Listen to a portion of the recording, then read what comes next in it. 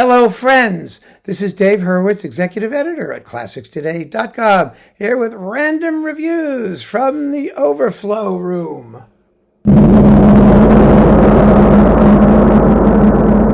And today we're wrapping up our survey of Liszt with a little batch and a little chat, which I think hopefully you'll find very interesting.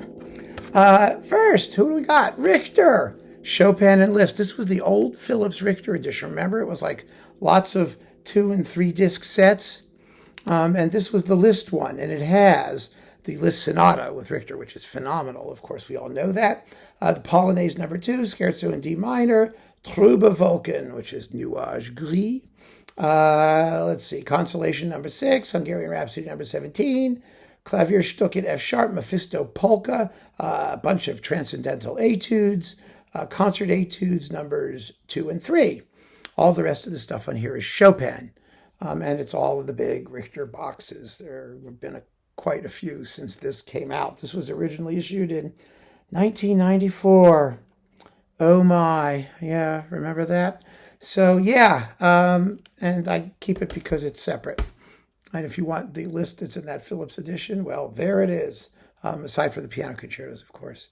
Then we've got, I love this disc too, Volume 31 in Naxos's Complete Liszt edition. I don't know where that is right now, whether it's done or whether they're still working on it, and whether they'll box it up when they are. I don't know, they should. There's some great stuff, including William Wolfram, who's really a fine pianist.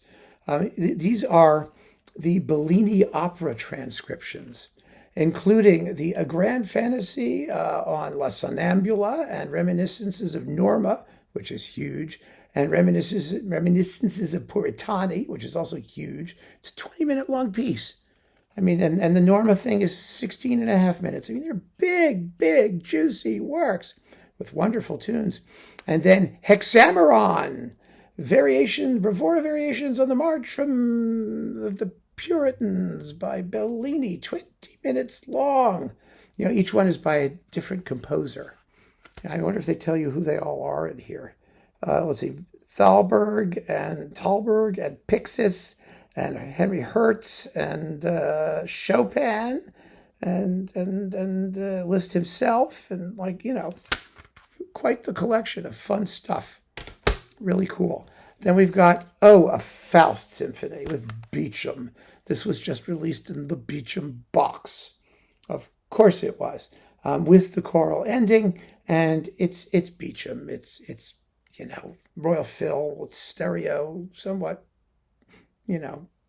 early primitive stereo, but stereo, and it's got lots of fun stuff in it. It really does. It's not my favorite Faust Symphony. The playing is a little, but Beecham always had, charisma. So I listened to it for the fun bits, and there are quite a few. Then we've got Liszt Tone Poems Volume 1. I have most of this series. It's all spread out all over the place. This is with Noseda and the BBC Phil. You have Ce qu'on entend sur la montagne, Tasso, Lamento et Trionfo, Les Préludes, and Orpheus. They're good performances. It was a good, solid series. It deserves to be reboxed up. It's not available anymore, I don't think. Like so much that, is a little off the beaten path, and nobody gives it a chance. But they were good, solid performances. And last but not least, and this is what we're really going to talk about because I've got some interesting digressions.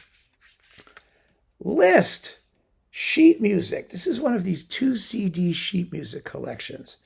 It's the collected piano works of Liszt on 2 CD-ROMs. It's published by CD Sheet Music LLC, distributed by Theodore Presser. I don't know if this still exists, but it's over 3,700 pages of music. Supposedly everything Liszt wrote for the piano, I don't know if it really is or not, but 3,700 pages is enough.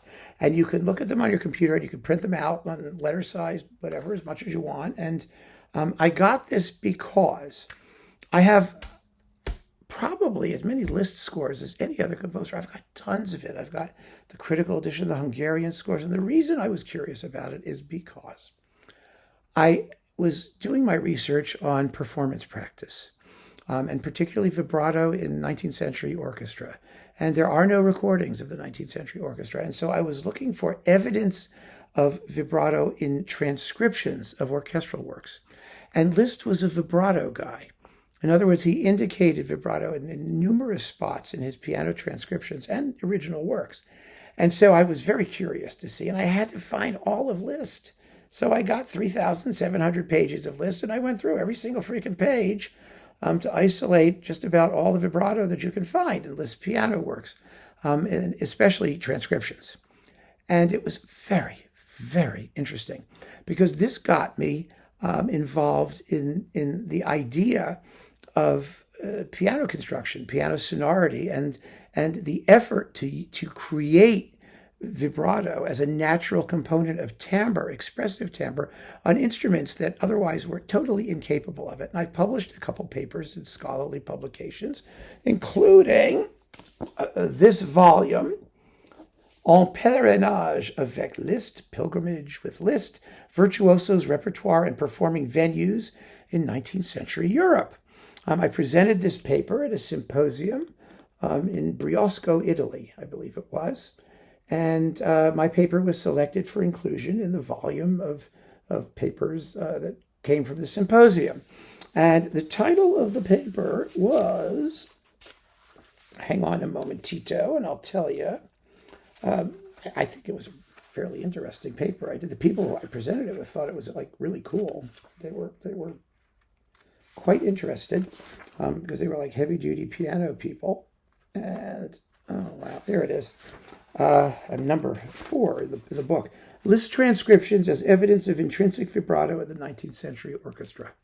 Now, they do provide such evidence, actually, but more than that, I just want to share with you some very interesting, contemporary comments about pianos, because I mentioned the fact in another one of these videos that Liszt, that the Erard action, for example, for the piano was able to produce a vibrato type sonority, and Claudio Rao spoke about it. He was taught it by his teacher, Martin Krauss, was it, who was a pupil of Liszt, and so he applied this technique in certain performances. And some of you asked, really, vibrato on a piano? Well, yes. It wasn't pitch vibrato, because obviously the pitch of a piano is fixed. It was a timbre vibrato, created something akin to a tremolo. But these were all back in the 19th century and before, more or less interchangeably thought of, and the terminology was very loose.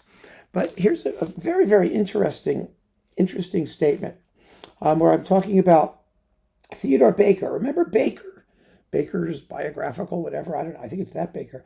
In his 1893 translation of Rudolf Kullak's The Aesthetics of Pianoforte Playing, Kullak was one of the major piano pedagogues of the 19th century, he insists with respect to vibrato that, quote, the effect described by the author can be obtained on modern pianofortes having a sensitive Erard action, and the sustained singing tone thus produced is extremely effective in many situations.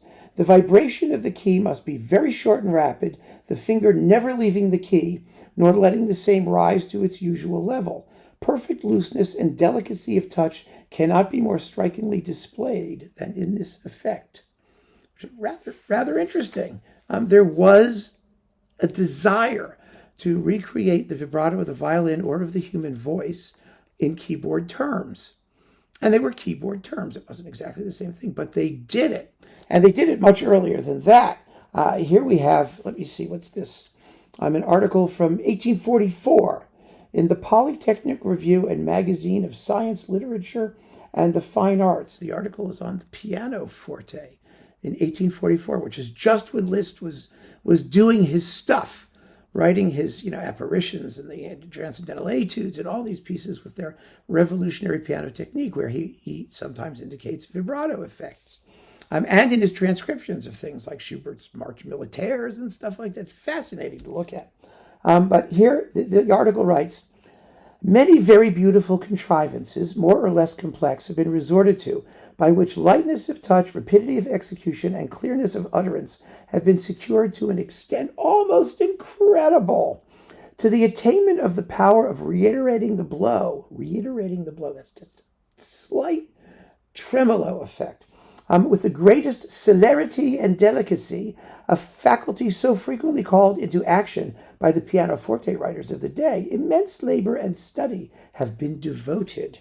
To obtain this end, the great houses of Broadwood, Collard, and Erard have directed their efforts until by various means in which it is difficult to find the absolute superiority of one beyond the other, the closest sympathy between the touch of the player, be it light or firm, and the action of the hammer has been secured.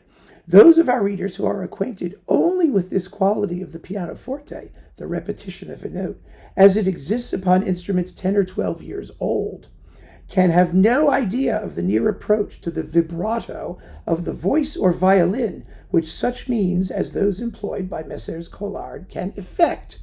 The above-named distinguished makers have all followed up in an honorable competition at great cost every invention which could tend towards the perfection of the pianoforte.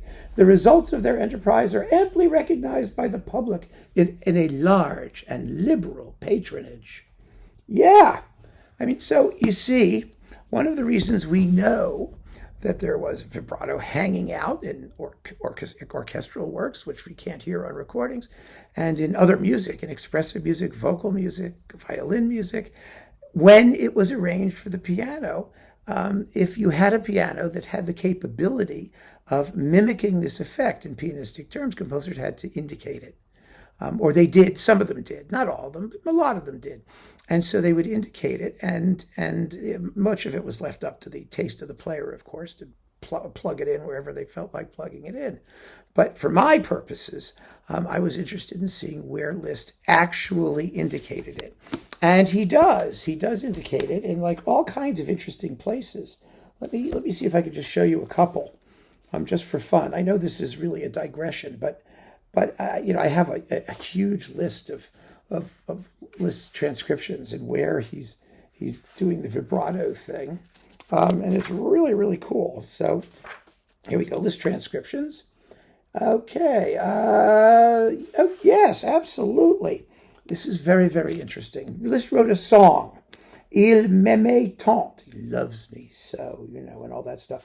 And he indicates for the voice, the singer, when he says, Lieb to me, he loves me in German or in French, il m'aime, he indicates right there, vibrato. You see that?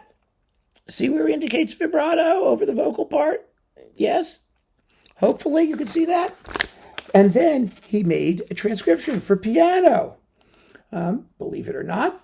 And over the chords, where the same music comes in, this is the piano transcription of same, he writes vibrato right there, thus preserving the timbre, hopefully, of the voice. Now, like I said, the piano can't do that, but, the way the voice or a violin could, but it does it in its own way, and Liszt wants it done because he wants vibrato on that phrase. Or, for example, let's see, what else have we got here? We've got transcriptions of Wagner.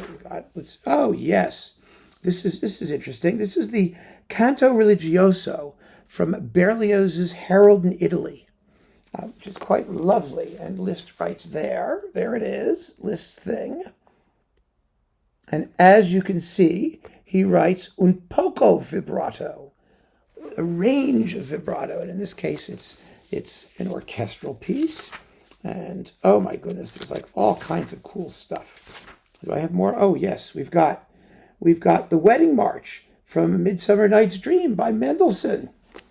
Yeah, there it is. Forte, vibrato from Mendelssohn's Wedding March. And then, let's see, what's this other thing here? Oh, from Liszt's Christus. We see some, well, you don't have to see that. That's from Liszt's own work. And there's some places where just for solo piano that aren't transcriptions, he indicates it as well.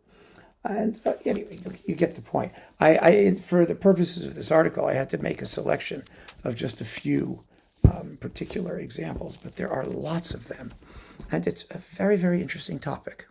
Both the piano mechanism that allowed the production of vibrato, which was widely discussed. Fascinating how people don't know anything about it now. right? We like to think that you hear people like, the Norringtons saying that, well, vibrato was a 20th century after World War II thing. It only came into the orchestra then. But it's so wrong. It was such a hot topic throughout the 19th century and such a big deal in instrumental construction. I mean, you even have it in harp construction. I've got evidence of that too. It's really fascinating. So I wanted to conclude this chat about Liszt in the Overflow Room with this particular article that I did. And one of the reasons I got so interested in Liszt as a composer, and then, of course, after figuring out what was going on with this one limited topic, I just got totally hypnotized by the music, by the range, the music, fascination, the interest. Just an incredible composer with an unbelievable body of work, so much of which is still unknown. So keep on listening, friends. Thank you so much for joining me. Take care.